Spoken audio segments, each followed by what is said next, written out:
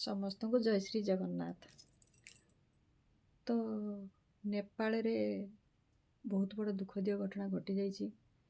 ତ କ୍ଷଣକ ମାତ୍ରକେ ବହୁତ ଲୋକଙ୍କ ଜୀବନ ନଷ୍ଟ ହୋଇଗଲା, ବହୁତ ଲୋକ ମରିଗଲେ, ତାଙ୍କର ଧନ ଜୀବନ ସମ୍ପତ୍ତି କିଏ କେତେ କାହାକୁ ହରେଇଲା କହିହେବନି।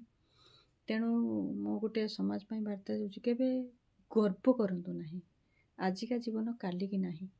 ତେଣୁ ଜୀବନରେ କେବେ ଗର୍ବ କରନ୍ତୁ ନାହିଁ, ଅହଙ୍କାର କରନ୍ତୁ ନାହିଁ।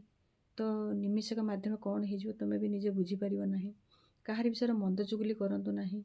ସବୁବେଳେ ଲୋକଙ୍କୁ ଭଲ ଉପଦେଶ ଦିଅନ୍ତୁ। ତୁମେ ଯଦି କାହାର କିଛି ମନ୍ଦ ଚୁଗୁଲି କରୁଥିବ ବା ମନ୍ଦ ଉପଦେଶ ଦେଉଥିବ, ଭଗବାନ ତୁମ ପଛରେ ତା ପାଇଁ ସଜା କରିକି ରଖିଦେଇଥିବେ।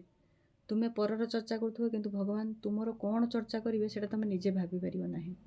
ମିଛର ଧର ଗୋଟେ ଆମେ ଜଣକ ନାଁରେ ମିଛର ବୁଡ଼େଇ ମାରିବା, ତ ମିଛର କହିବା, ତ ଭଗବାନ ତୁମ ପାଇଁ ତାଠାରୁ ଆହୁରି କ'ଣ ମିଛ ଲେଖିଦେଇଥିବେ। ତେଣୁ ଏସବୁ ପାଖରୁ ଟିକେ ଦୂରେଇକି ରୁହନ୍ତୁ। ତ କିଛି ଭଲ କାମ କରନ୍ତୁ।